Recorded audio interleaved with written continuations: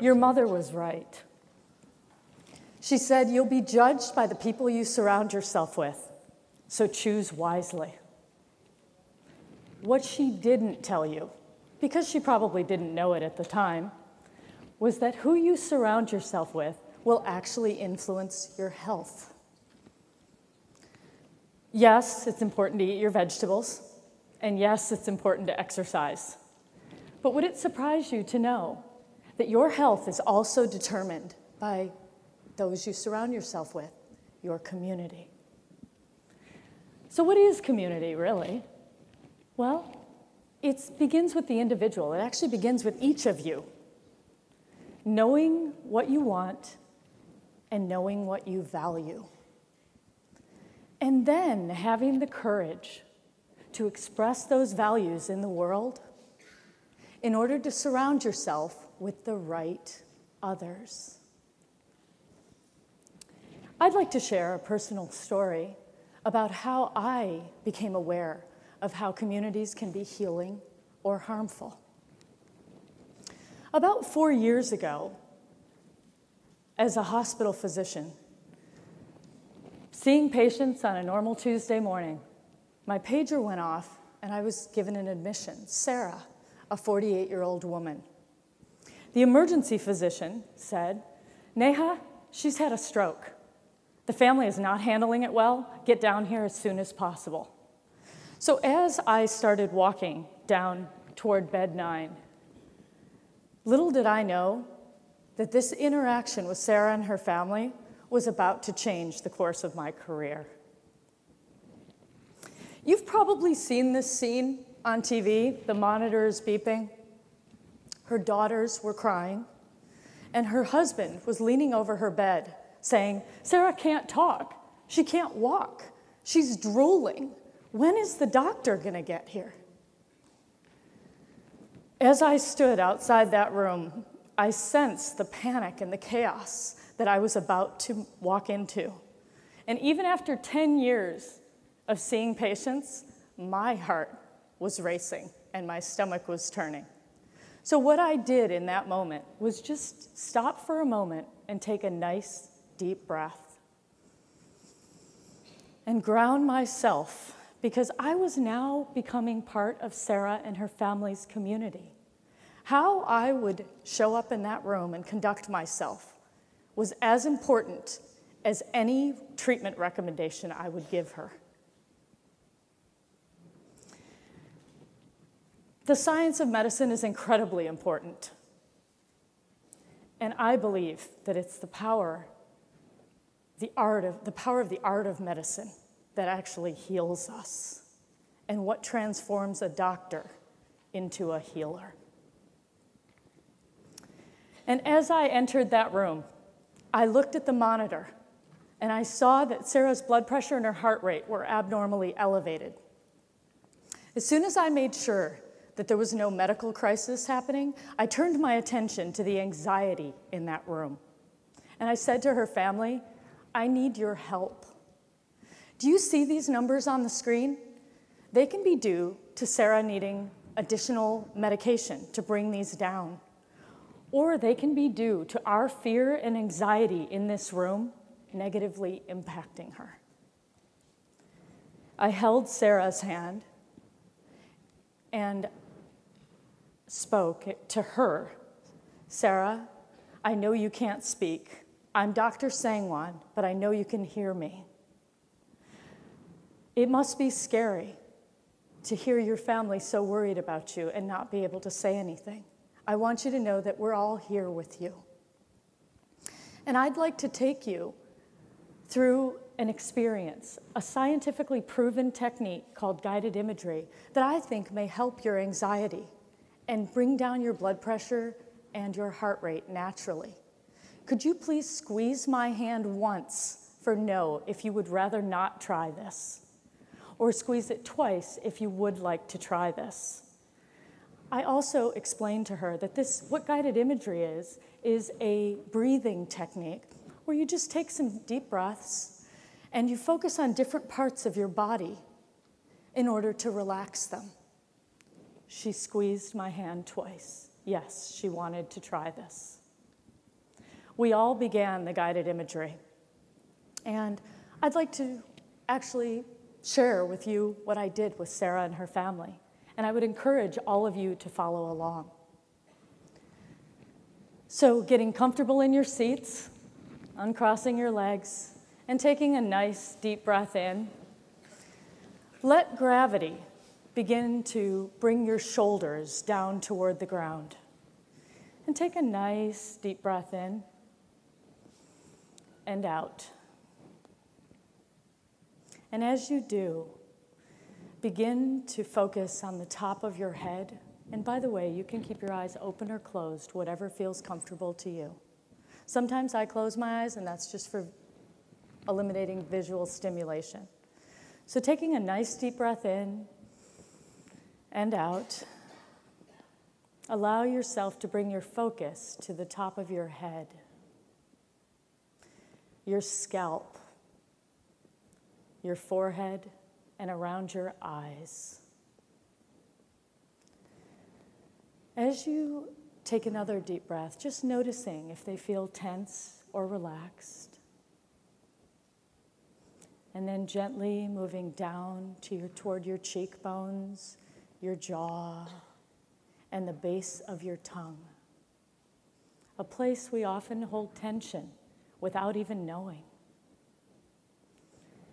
As you breathe in, taking in fresh oxygen. As you breathe out, just letting go of anything that no longer serves you. And with your next breath in, gently moving into your neck and your shoulders, a place we often carry the weight of the world. Noticing if the right side feels any different than the left, or if they feel the same. And with your next deep breath in, dropping into your chest cavity, and paying attention to your rib cage as it contracts and expands with each breath. Protecting your heart and lungs all day long without your knowing. And then gently transitioning into your heart space. And for a moment, I'd like you to bring to mind all the care and compassion that you give in the world.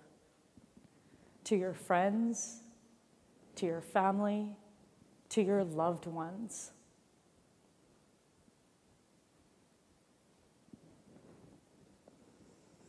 And with your next deep breath in, moving slowly down into your abdomen, and letting your abdomen become soft. When you soften your abdomen, all the rest of the muscles in your body relax. So as you breathe in and take a deep breath, allow your abdomen to expand. And as you exhale, allow your belly button to move back towards your spine. Taking a nice deep breath in and out, and gently taking these full belly breaths from your upper part of your body and your belly down into your legs, your knees, your calves and shins, down into your ankles and feet, all the way into your toes, becoming aware and taking a nice deep breath in and out. And now gently moving back up into your heart space. I'd like you to take a moment to take all that care and compassion that you give in the world and shower that back upon yourself.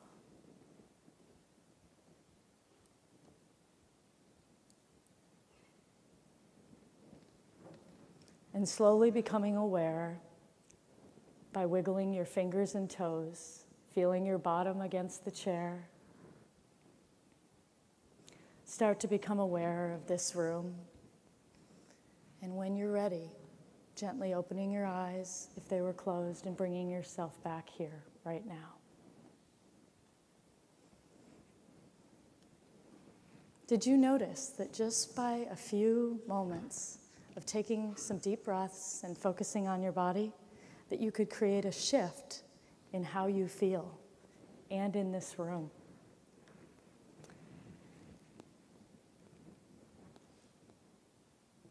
Slowly, after a few seconds, the monitor stopped beeping, and Sarah's blood pressure returned to and her heart rate returned to normal. It is a fact that we physiologically influence one another. What had happened in that room and in this one is that a shift of our physiological and emotional states.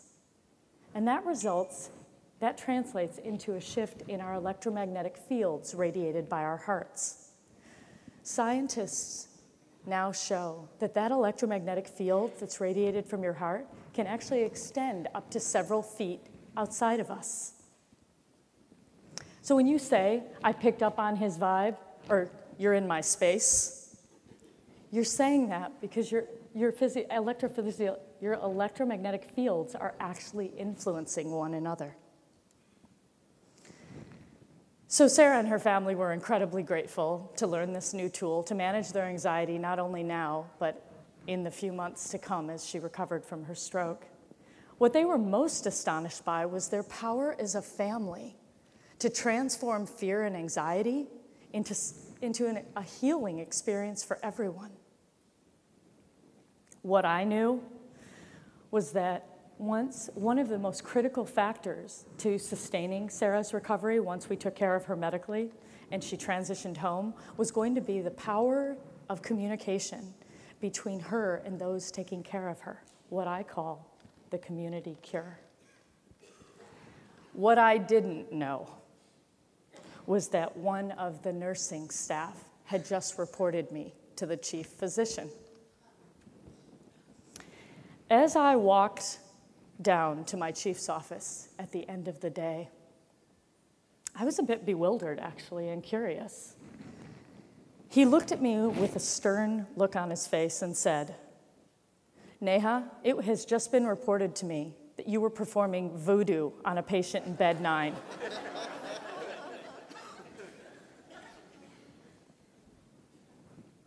Did I miss something in Sarah's medical care?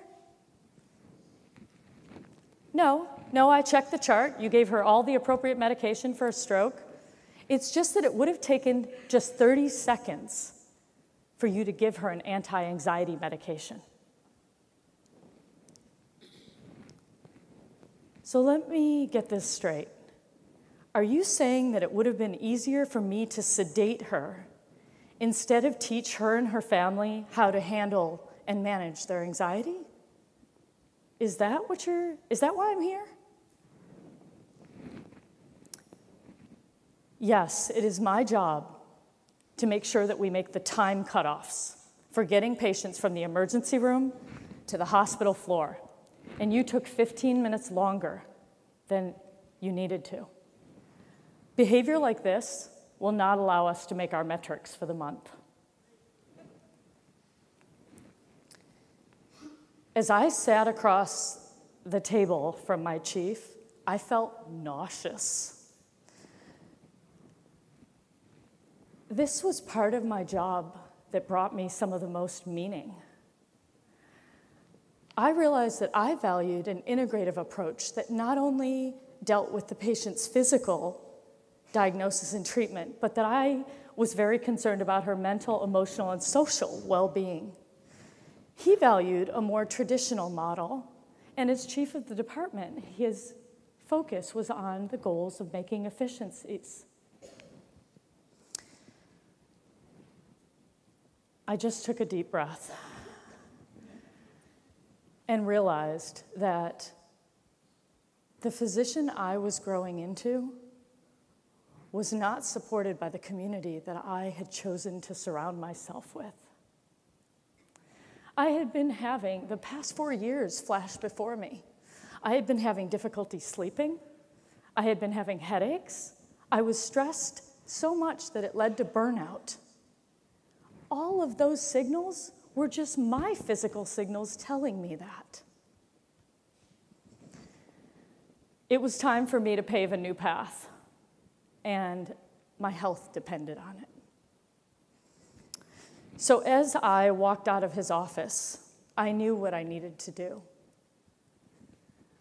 I needed to figure out a way to combine my medical knowledge with my passion for communication and become a consultant to individuals and innovative teams who believed that managing stress and creating strong communities was the way we create healthy, high-performing teams.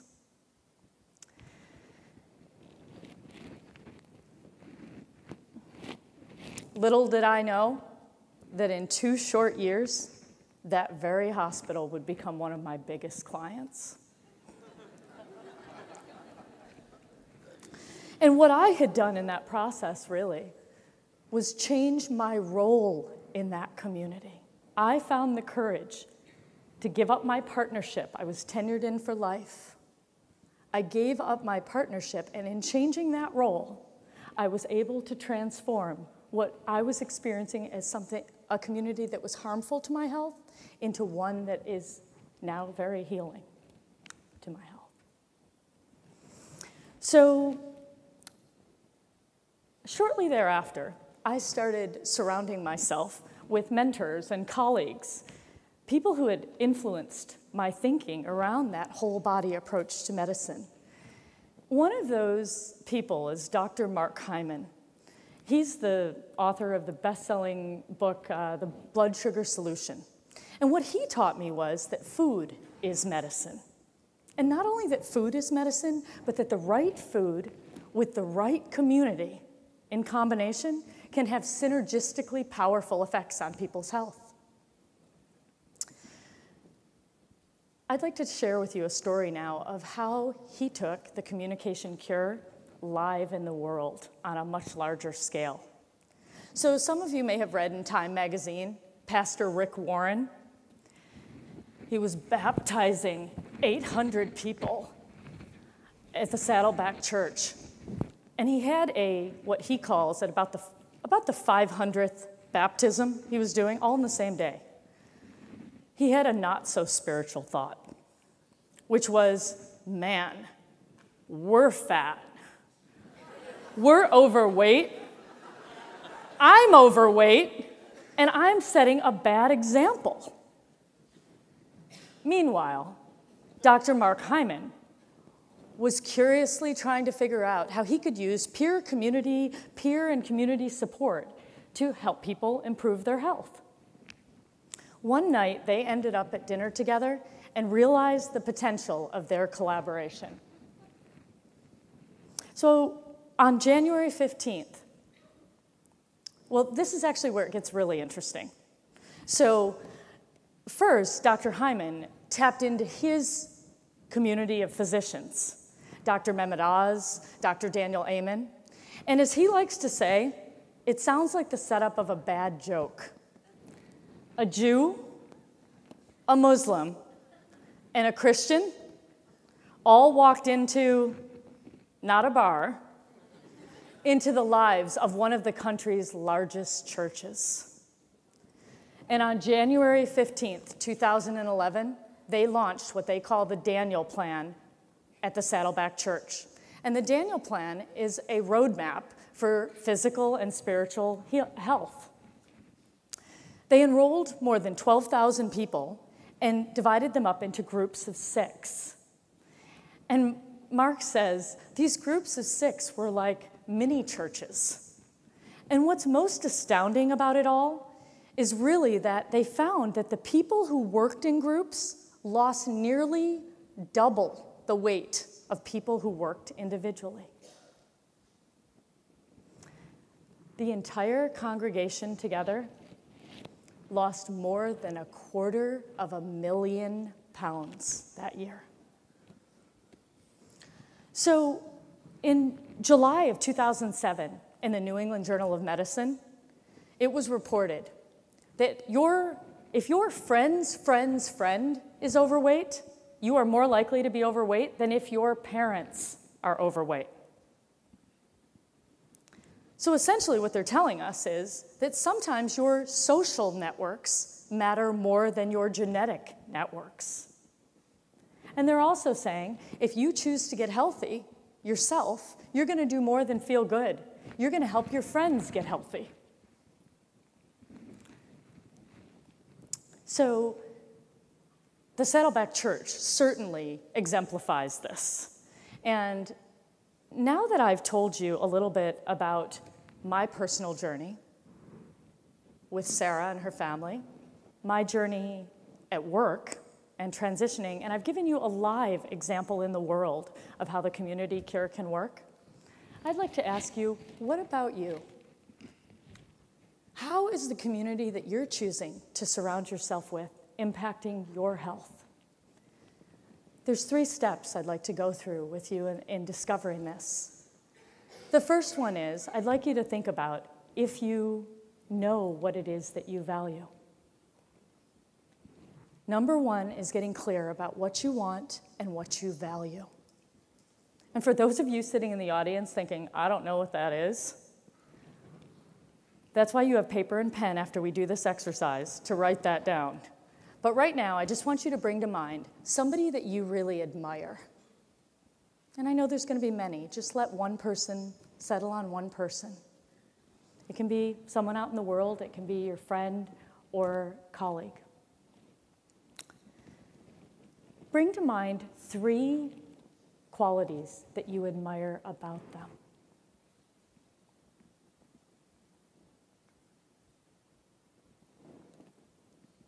So did you get those qualities? Okay, I see some nods. Good, because those qualities actually reflect some of your highest values. It's a great place to begin piecing together what brings you meaning in the world. Second step is about having the courage to express and live those values in the world and communicate those to others. If you are not clear about what you value and expressing that to others, you'll find yourself adopting other people's values and feeling unsettled or resentful about it. The way that will practically show up in the world is, for example, you'll be saying yes when you really mean no. Another practical example of unclear communication with others about what you value would be you staying in a relationship long after its expiration date. And another example that I talk to you about is you might find yourself in a toxic work environment that's literally making you sick. And some people argue that they feel trapped. You know, oh, Dr. Sangwan, I feel really trapped. It's true that sometimes people can feel trapped. It's just that I always want you to know that whether you feel trapped or not, you always have a choice of how you show up in that situation. And thirdly,